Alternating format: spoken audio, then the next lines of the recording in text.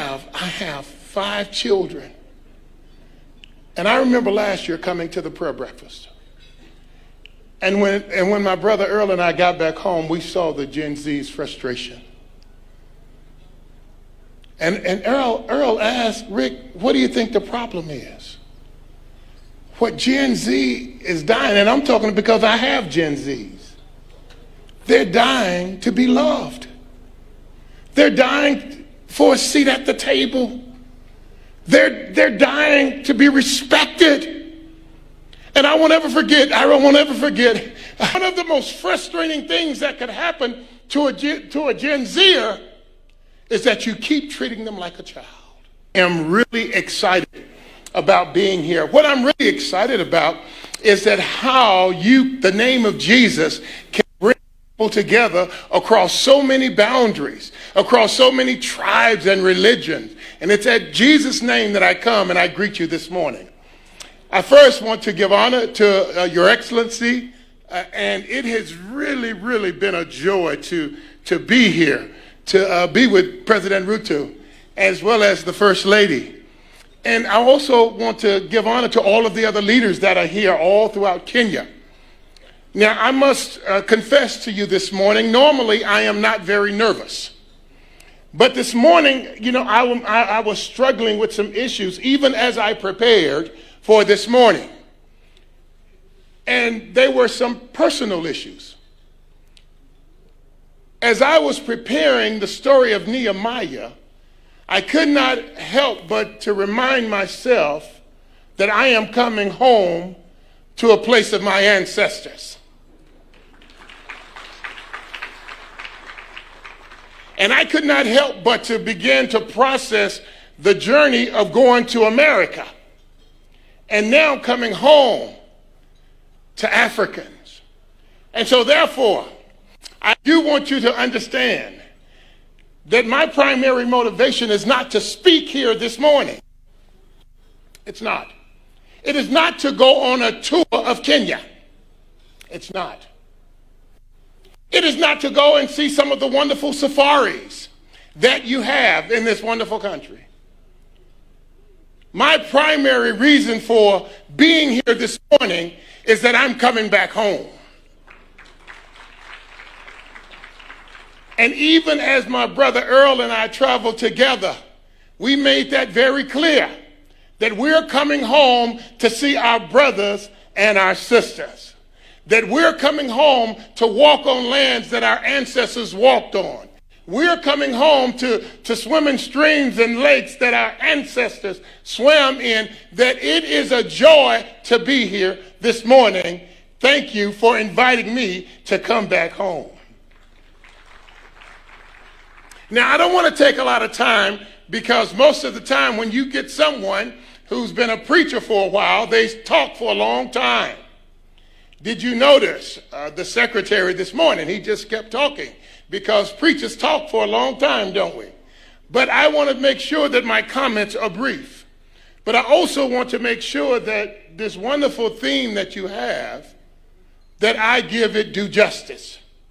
And I also want to make sure that the verse that you all presented for the theme this year, I give it due justice. Now, remember, your theme is arise and rebuild. Now, I thought that was one of the most radical themes that I've heard in a long time. Because even the word arise means that someone has been sleeping, and therefore it is calling for the continent of Africa to wake up. To wake up, Africa, and reach the potential in which God has given to you. Now, the word arise is very different than the word rebuild, because the word rebuild means that you've got to go to work.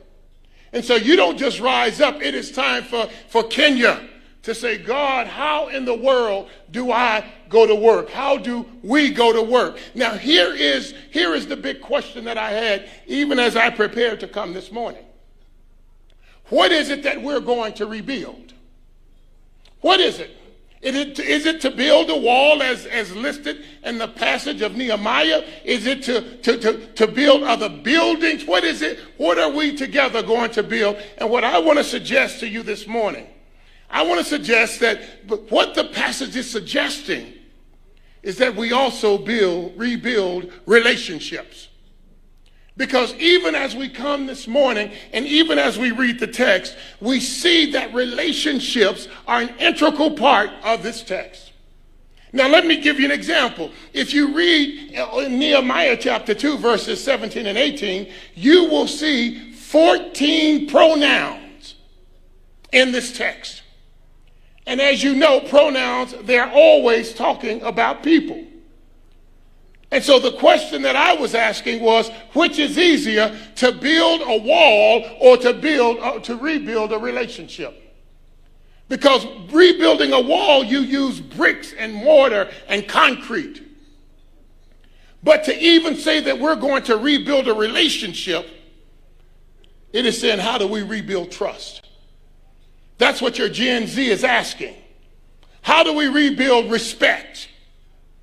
How do we rebuild love? And so this morning as a theme, what I want to just suggest, I want to give you just some principles on how to rebuild and on what to rebuild. Is that all right? So let's take a quick look at it. The first thing, even as we look at this text, and let me read the text for you just briefly. We just heard it. It says, "Then I said to them, you see the trouble we are in.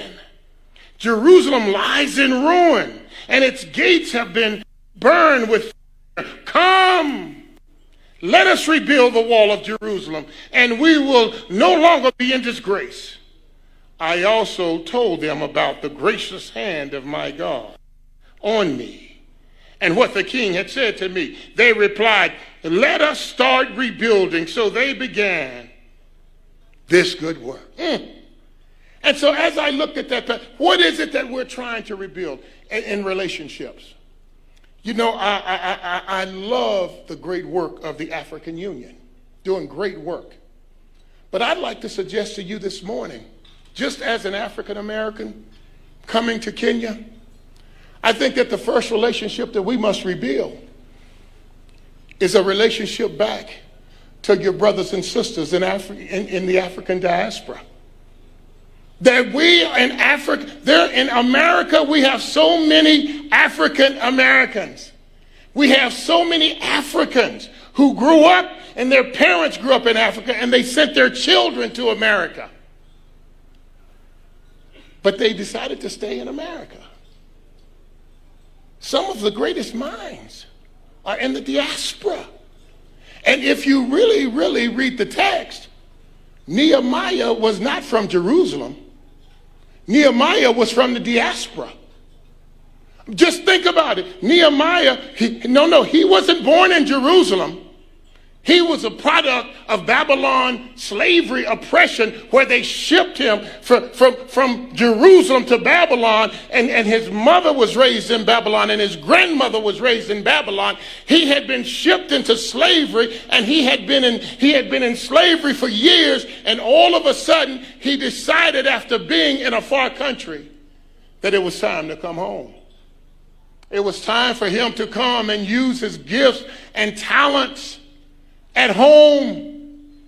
And I remember last week I had the wonderful privilege of meeting with the ambassador of Kenya in the United States. And as we stood there, he asked me, he challenged me, he said, "How in the world, Ricky, do I get in with the Congressional Black Caucus so that I can use the influence that they have back at home?" And even then we started processing. How in the world do we use these brothers who are in the diaspora? And how do we use the influence that they have and bring them back home, back to the land in which we came from? How do we be just like this wonderful man Nehemiah and begin to use those relationships? You see, the reality is the relationships in the diaspora helped fund the project in Jerusalem. And I want to say this to you this morning, that you've got brothers and sisters all over the world that God can use in a mighty way to partner with our brothers and sisters in Kenya to say, how can we work together and how can we be together? I think another relationship that we must begin to make sure that we process. I think that your relationship with one another. If you read this wonderful passage, you see that and within all these pronouns, they are trying to build this relationship with one another. And one of the tragedies could always be that you have relationships to the diaspora, but you don't have relationships here at home. And you know there are tensions in relationships. I know Your Excellency knows about tensions in relationships. But here's the thing about relationships. All of us say that we follow Jesus. But some of us can be pretty disrespectful and pretty mean. All of us say, we can read the verse in John 13 where Jesus says that they will know that you're my disciple by your love for one another. But when we get angry with one another, we don't love each other very well. And so I remember in Washington, D.C., I was walking down in the lower level of the Capitol. And I had a Republican brother. He was a white brother. And he was a Republican. And I remember when I saw my Republican brother, we greeted each other with a hug. And we talked for about 10 minutes.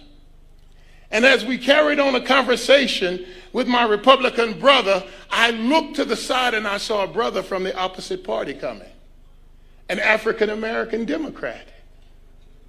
So I told my brother, Lee, why don't you stay here with my Republican brother while I go over and while I have a conversation with my Democrat brother. When I left, I could tell the pressure he felt. So when I returned from the conversation and I started to talk to my Republican brother, he asked me, was I one of them? And I asked him, well, what is one of them? What does that mean? He said, I'm asking you, Ricky, are you one of us or are you one of them? And I said, no, I must apologize to you. I'm not one of them. I'm one of his. That my politics never drives my faith. My faith must always drive my politics. That I don't come here to find enemies, because Jesus teaches us this wonderful principle. And here's the principle that I taught him. I said, just think about this brother that you called him. This brother is a pastor. And you say that you follow Jesus. That relationship should make you brothers. And I said, you know what the scripture says that your relationship should be? Jesus says that the people will know that you're my disciples by your love for one another. But yet you're calling him. You've devalued him. I said, but even keeping up with your train of thought, let's say if you devalued him in the scriptures, and let's say you demoted him from being a brother and you made him a neighbor. That's an honest demotion. He's no longer my brother, he's my neighbor. Then what should be your response to your neighbor? Well, Jesus says in Matthew 22 that we're to love our neighbor as we love ourselves. I said, so if you're a brother, your response should be to love him. If you are a neighbor, your response should be to love him. But what if you demoted him again? What if you demoted him from a brother to a neighbor and now you demote him to an enemy? You don't like him. You don't want to be around him. He is now your enemy. The question is, what is our response to our enemy? In Matthew 5, Jesus says that we're to love our enemies. You see what the tension is that we're all brothers when we believe in Jesus. There is no room for disrespect. There is no room for a lack of love. There is no room for trust that doesn't exist when we follow Jesus. And so my brother, he looked at me and he said, so what are you saying? I'm saying to you, brother, and this is what I said to him, you must be intentional about building relationship with your brother.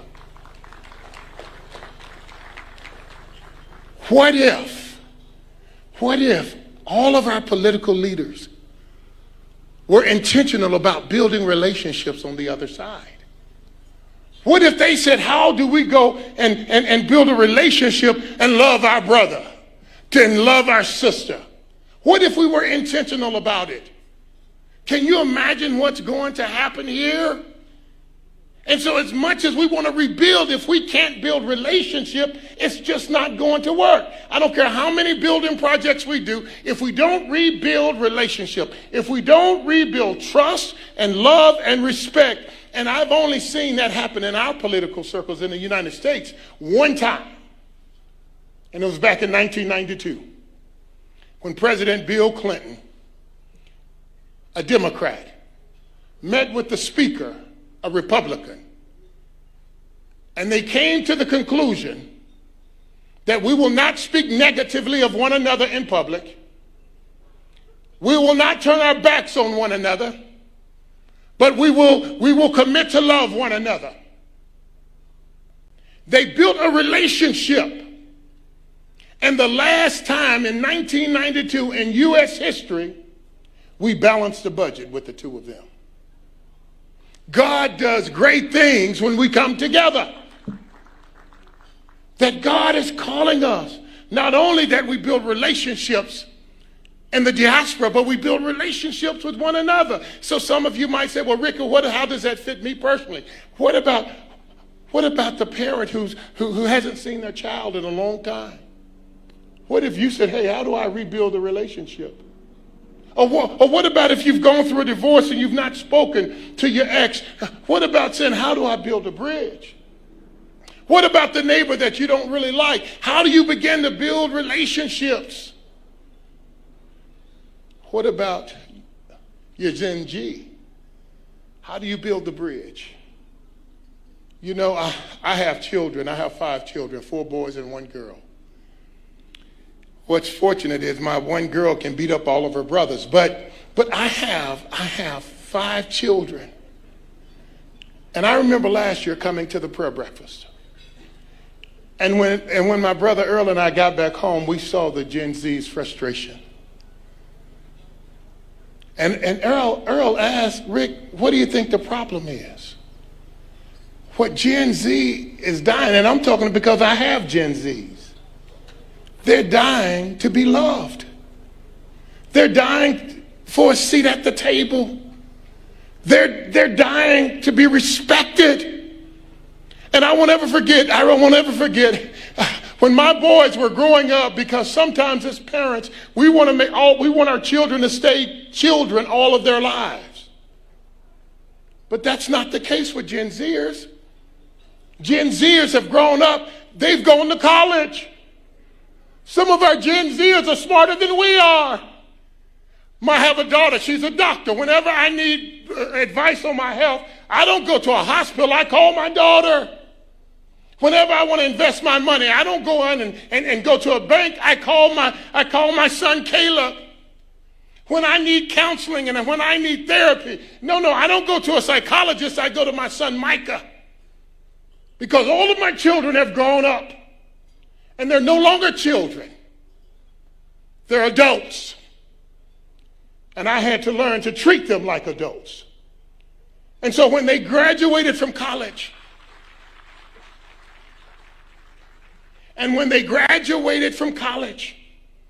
I took each of them out to dinner. And I gave them a kiss. And I said, you are now an adult. I expect you to make decisions like an adult. I don't have to go and live anywhere in your neighborhood. None of my kids live within 1,000 miles of where I live. But they all act like adults. And one of the most frustrating things that could happen to a Gen Zer is that you keep treating them like a child. And I got to tell you, I started praying for Kenya. Because, I work with young people. I mentor young people. I understand a little bit about their minds. And one of the things I prayed for is I said, here's my prayer. I said, Lord, I pray the adults would apologize to our Gen Zers.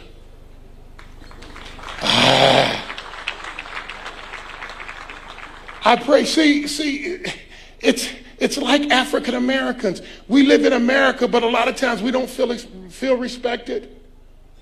And people ask, why is there always a race issue in America? I can tell you why. Because no one's ever apologized. No one's ever said, I'm sorry for the horrific pain that you experienced. They've never done it in our history in this country. And I just want to suggest to you, when we're talking about relationships and we're talking about really rebuilding relationships, wouldn't it be beautiful if leaders would stand up and say to our Gen Zs, we had you arrested. And we know that had to be traumatizing. And we're sorry.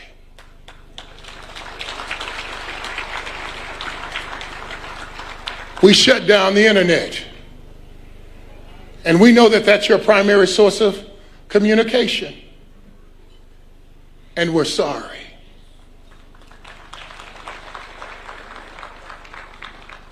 Now we want to bring you to the table so that you can have a voice, because you're no longer a child. You're an adult. And we want to begin to say, how do we begin to treat you like an adult? I won't ever forget the time, and I'm almost done. I won't ever forget the time when a guy gave me permission to be an adult. I was in the NFL, my first year in the NFL. We had a coach he was a German guy by the name of Marty Schottenheimer. And when I got to Cleveland, I would go in, and when I would see the head coach, Marty Schottenheimer, I would say, hey, how are you doing, Coach Schottenheimer? And he looked back at me and he said, I'm doing fine. How are you doing, Player Bolden? And the next day I would see him and I said, well, Coach Schottenheimer. And he would say, okay, Player Bolden.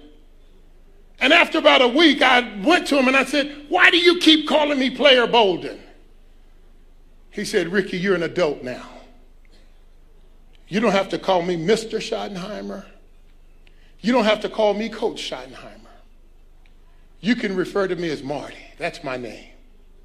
You are a man now. I expect you to act like a man. And that's what our Gen Zers are crying for. They're crying for the right to be adults, because they are. They've gone to college.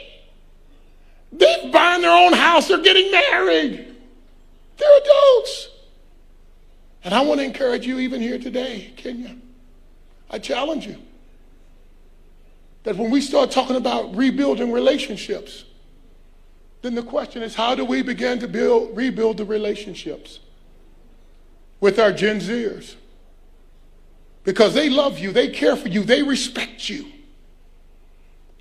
but they don't feel respected.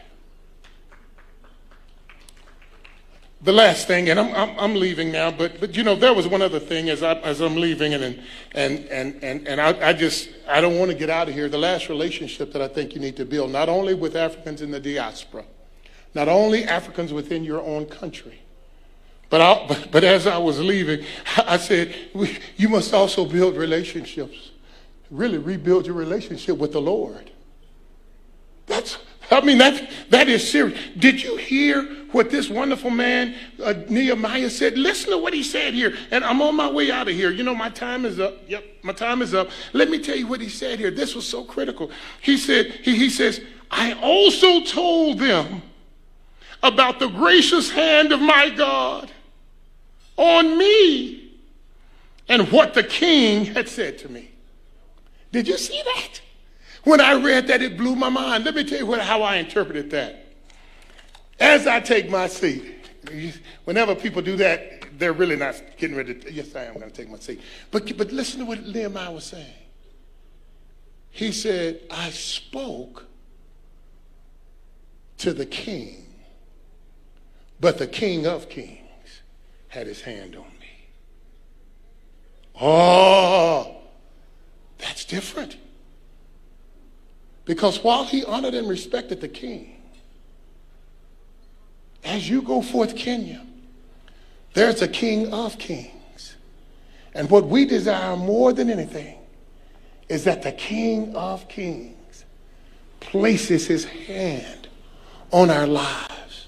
And when you have the hand of the King of Kings on your lives will be blessed, and Kenya will never be the same. God bless you. God keep you.